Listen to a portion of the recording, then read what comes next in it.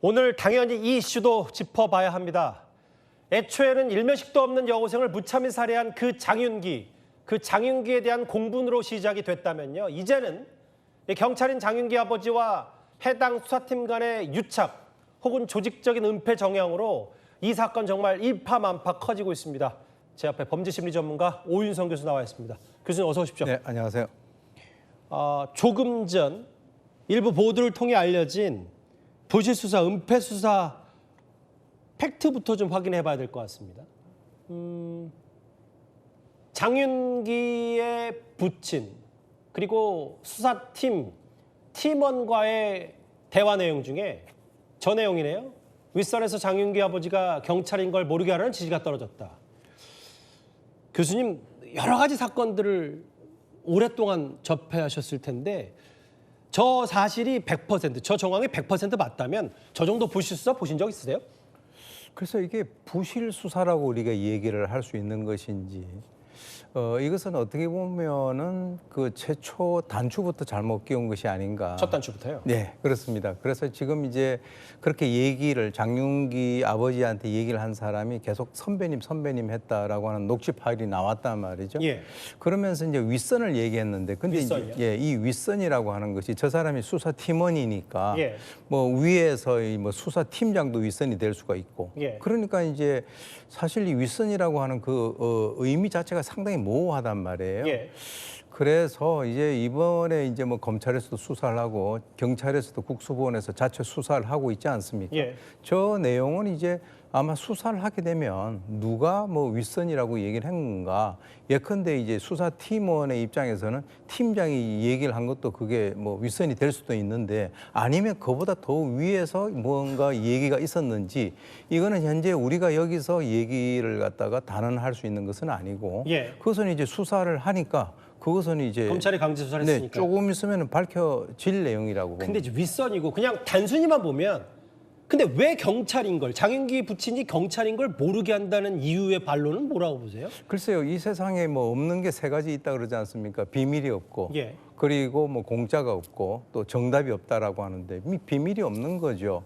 근데 이제 사실 뭐 경찰의 그 자식이 저런 범죄를 저지를 수도 있는 거죠. 예. 예, 왜 그러냐면 아버지가 뭐 직업이 경찰이지만 자기 자식을 모든 걸 다 관리할 수 있는 건 아니니까. 그러니까 정확히 얘기하면 그 어떤 흉악범과 범죄자 아버지가 경찰일 수는 있죠. 근데 이제 그렇죠. 결국은 뭐 그게 그렇다고 뭐 경찰이어서 뭐 이렇게 하기보단 그러니까 아버지와 관련이 없고 그렇다면 뭐 이제 그런 부분이 실제로 외압과 조직적 은폐만 없다면 그 부분은 이제 명명백백하게 아버지와 아들이 별개로 밝혀지면 되는데 문제 뭔가 아버지와 장윤기 간에 관련이 있는 것처럼 보이기 때문이잖아요. 그러니까 이제 제가 볼 때는 이 어려울 때일수록 전공법으로 가는 것이 가장 문제 해결이 쉽습니다. 예. 그렇죠. 아버지가 뭐 경찰이었다. 뭐 그게 좀 약간 불명예스러운 그런 점은 있지만 만약에 이제 이런 과정이 이런 식으로 밝혀지는 것보다는 그게 오히려 더 뭐 낫지 않습니까? 결과적으로는.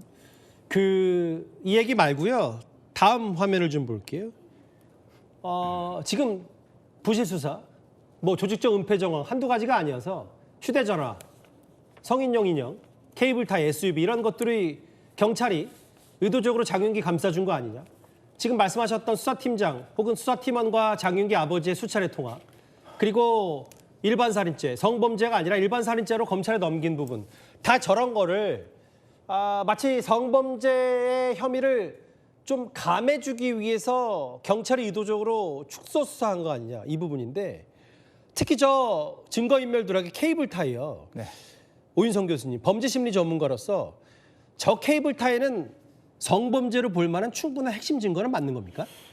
케이블 타이는 이제 결과적으로 어떤 사람을 이제 납치를 해서 예. 그 사람의 그 자유의지에 반해서 신체적인 구속을 하기 위해서 굉장히 자주 사용되는 그런 그 물건이다. 예. 라고 한다면 저 케이블 타이라고 하는 것이 이번 그 사건의 성격을 규명하는 데 있어서 대단히 중요한 의미를 가질 수가 있다라고 하는 것이죠. 예. 그래서 뭐 지금 이것과 연관돼 가지고 뭐 이렇게 아마 그 사건의 프로파일러들이 투입이 된 것 같은데 그러게요. 아마 이제 그 사람들이 봤을 때는 이거는 뭐 좀 성범죄 목적이 아니었는가 예. 뭐 이런 식으로 이제 의사도 이제 그 표시를 했다라고 해요. 맞아요. 그런데 이제 그 과정에서 어떻게 그 중요한 그 케이블 타이 자체를 아예 뭐 사진만 찍어놓고 현재 지금 어디에 누가 갖다 버린지도 모르고 있다는 거 찾을 길이 아니겠습니까? 없답니다. 그래서 그런 것들을 본다면 이게 이 사건 자체에 대해서 이게 굉장히 어떻게 보면 한편으로 보면 굉장히 안일하게 접근을 했고 한편으로 보면은 이 성범죄 목적이라고 하는 그 자체를 드러내지 않기 위해서 뭔가 어떤 그 경찰이 숨겨준 예, 거 아니냐. 어떤 의도가 있지 않았는가라고 의심을 해볼 수도 있다라고 하는 거죠. 수사팀장 측의 반론도 한번 들어볼게요. 해명을 뭐라고 했냐면 아까 잠깐 나갔지만 영상 기록에 있기 때문에 저걸 고의로 케이블 타이를 없앤 것도 아니고 강간살인죄로 변경돼서 뒤늦게 케이블 타지로 했지만 어디 있는지 못 찾았다. 그러니까 범죄심리 전문가로서 보셨을 때 케이블 타이는 경찰 입장에서 성범죄를 입증하는데 꽤 손쉬운 핵심 증거였다. 이렇게 받아들일 수 있는 거잖아요. 그렇습니다. 그것은 이제 바로 그 어떤 대상을 갖다가 구속하고 속박하는 데 필요하다. 그럼 일정 부분 그 사람이 살아 있어야 된다는 예. 거죠. 왜냐하면 만약에 사람이 사망하게 된다면 저런 종류의 어떤 그 물건들은 필요가 없는 것인데 예. 그러니까 왜 살려둘 것인가? 그게 이제 아까 얘기 나왔던 이 성범죄 목적과도 어느 정도 일치한다라고 보는 것이죠. 장윤기 사건 수사팀장의 또 얘기도 있어서 한번 들어봐야 될 것 같아요. 왜냐하면 뭐 지금까지는 뭐 윗선 얘기도 나왔고 장윤기 아버지를 경찰인 거 모르게 하라 이런 얘기까지도 정황 증거로 나왔지만 일면식도 없다. 내가 정년 2년도 안 남았는데 장윤기 아버지를 감쌀 이유도 없다라는 얘기인데 글쎄 좀 지켜보죠. 검찰 수사, 강제 수사 시작됐으니까. 근데 이제 저희 채널의 단독 보도 중에 뭐가 있었냐면 저렇게 성범죄 관련 증거를 폐기하고 혹은 인멸한 정황도 있는 것도 있고 아까 말씀하셨다시피 분명히 프로파일러 보고서에도 보면 성범죄를 의심된다는 얘기는 있는데 글쎄요, 뭐 프로파일러의 여러 조언과 보고서를 경찰이 100%다 받아들일 필요는 없다고 하더라도 그렇습니다. 좀 의심스럽긴 해요. 왜 저 부분을 그냥 일반 살인죄로 검찰에 넘겼을까 하는 부분도요. 그게 이제 의혹이 나는 부분이 바로 이제 일반 살인죄 같은 경우는 바로 5년 이상의 징역 무기 사형 아니겠습니까?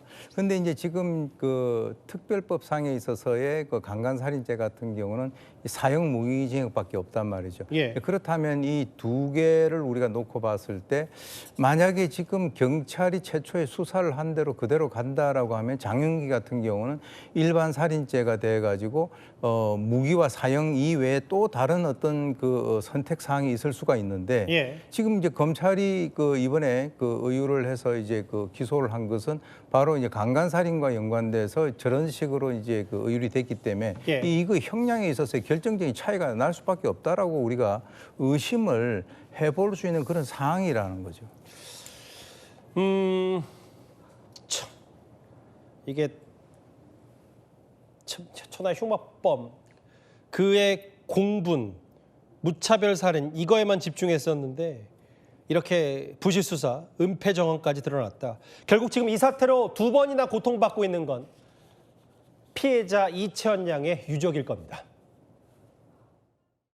수사를 통해 밝혀진 사실에 따라 가해자의 범죄에 대해 모든 책임을 엄중히 물어주시고 법을 만들어서라도 가장 무거운 처벌이 내려질 수 있도록 해주십시오. 블랙박스 영상이나 증거에 대해서 조금 더 확인을 한 다음에 밝히는 것이 적절하다는 의견을 밝혔는데요. 기존에는 형량이 조금 더 이제 적은데 만약에 이제 강간살인 등이 인정되게 된다 하면 어쨌든 법정 최고형인 이제 사형이나 무기징역 이런 것들이 가능해지기 때문에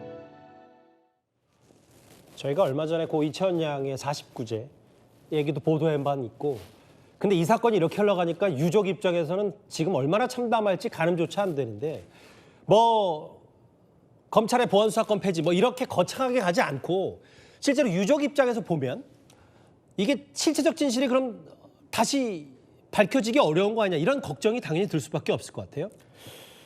그래도 이제 다행스럽게도 이제 보안 수사를 통해서 이 지금 현재 뭔가 잘못되고 증거가 상당히 많은 부분이 인멸되고 또 이제 부실 수사가 있었다라고 하는 것이 이제 드러났기 때문에 예. 뭐 유가족의 입장에서는 어떻게 보면은 이게 이제 두 번 고통을 당하는 그런 상황이긴 합니다만 예. 그래도 이제 불행 중에 다행이라고 저는 개인적으로 봅니다. 예. 그래서 이제 이번 사건 같은 경우는 사실 처음부터 언론의 그 아주 주목을 받았던 그런 사건인데 그렇게 중요한 그 사건에 대해서 이 경찰이 수사를 해 나가는 데 있어서 예. 이런 여러 가지 어떤 미스 또는 뭐 어떤 그 의도적인 뭐 증거 인멸이라든가 이런 것들이 있었다라고 하는 그 사실에 대해서 저도 이제 그 경찰을 사랑하는 그런 그 입장으로서 상당히 안타깝게 생각을 하는 것이고요. 예.